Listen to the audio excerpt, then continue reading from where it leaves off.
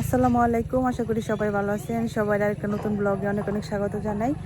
তো ঈদের পর আর কোনোখানে যাওয়া হয় নাই, একদমই বেরো হয় নাই বাড়ি থেকে, একটু অসুস্থ আর এই জন্য ভিডিও তেমন একটা করা হয় নাই। তো আজকে হঠাৎ করে মনে হলো যে একটু বেরোই, মনটা ভালো লাগতেছিল না। পরে আমরা ফ্যামিলির সবাই মিলে আসলাম হইতেছে দুর্গাপুর সোমেশ্বরীর নদীর পাড়ে, এটাকে বলে ফারংপাড়া।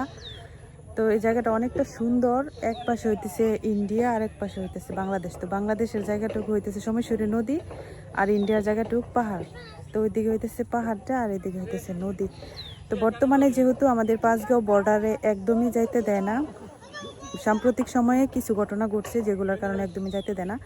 তো যার কারণে আর ওই সাইডে মানুষ তেমন একটা যাওয়া আসা করে না। এখন সবাই হলো দুর্গাপুরের দিকেই মুভ করতেছে বেশি। তো এই জন্য আমরাও আসলাম যে জায়গাটা একটু দেখা যায়। তো আমাদের সাথে থাকেন, দেখতে থাকেন পুরো ভিডিওতে আমি আপনাদের এই জায়গার সৌন্দর্যটা তুলে ধরার চেষ্টা করব। ফাইনালি আমরা আশা পড়ছি হইতেছে সোমেশ্বরী নদীর পাড়ে।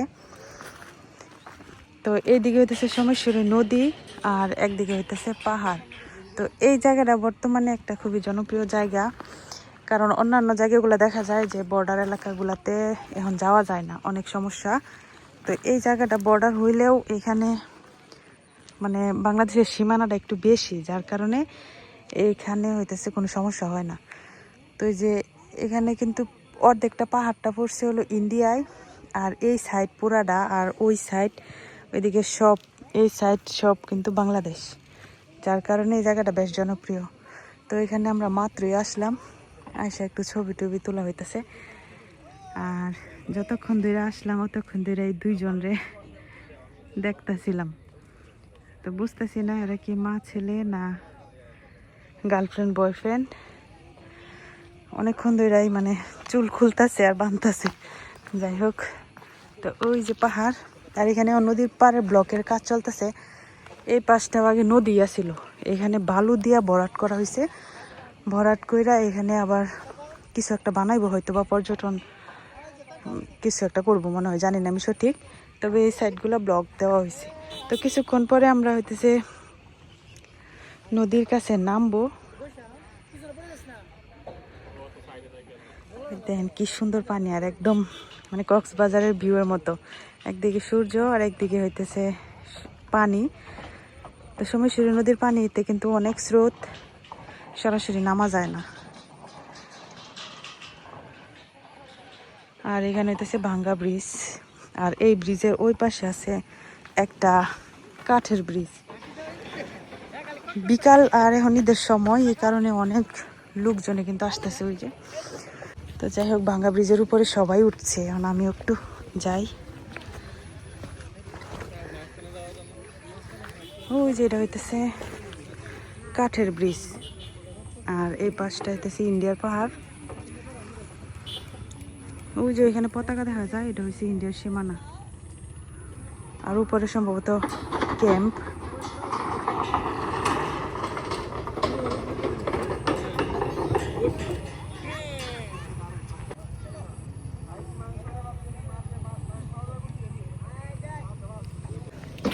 কই যাবা এনে কি পানিতে গোসল করবা? ভয় পাইতা না? যে স্রোত।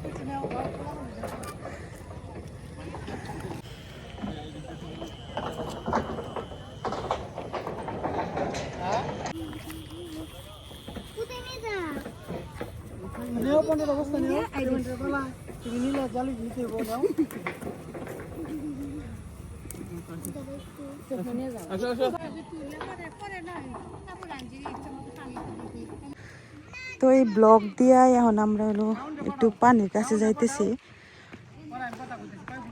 সবাই অলরেডি নেমে গেছে।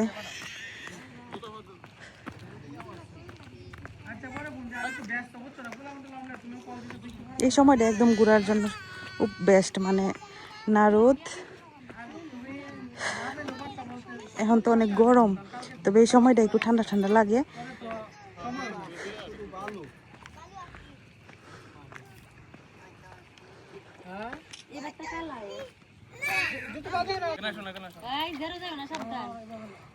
কক্সবাজার বিচে এই যে সূর্য যখন ডুবে এই সময় যে ছবিটা ওঠানো হয় ঠিক এরকম।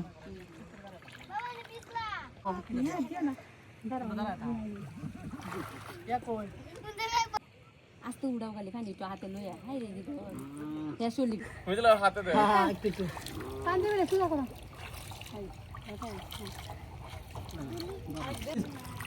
মিয়া হাতে দিকে মিয়া মিতুলা দিকে আমার লাগে মনে তো হয়ে গেছে আমার দিকে এই যে হ্যাঁ যা এটা শোনা এটা পানিটা এই সাইডে পানি এবার গরম সবাই একটা সেলফি তুলে নাও মাঝখানে পানিটা মনে ঠান্ডা দিকে হ্যাঁ হ্যাঁ সাঁতার কাটবো এই দেখো কি বড় বড় স্রোত এই যে ঢেউ দিকে দেখছো তাকাও মেদি এনে গেলেই শেষ আসো না না না এখানে এখানে আমরা যখন নদীতে নামছিলাম এই সময় বেশি মানুষ টানুষ আছে না আর এখন কত লোক হয়েছে ওদের চলো চলো চলো হ্যাঁ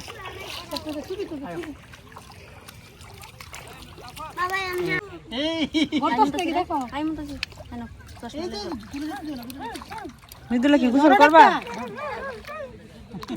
আই মতো গোসল করলে এই যে ফ্যান তুলো এই ফ্যান তুলো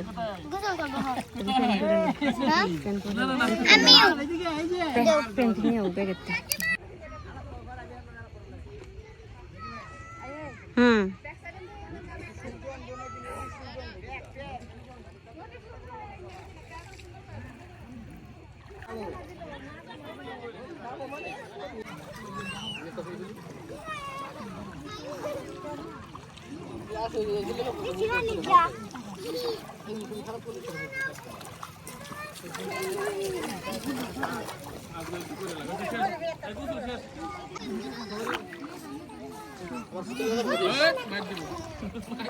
ওই না না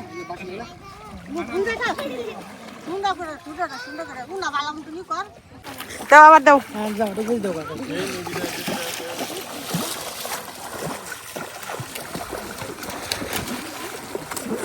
হইছে না তো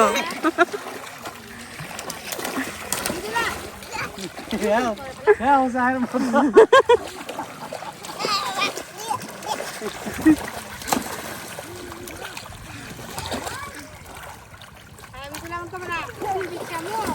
ওইসে আস্তে আস্তে হ্যাঁ হ্যাঁ রে পানি খাইতেছে কান্ডা ধরে একটা আচ্ছা এই ওখানে কোথায় যা এদিকে ওখানে গভীর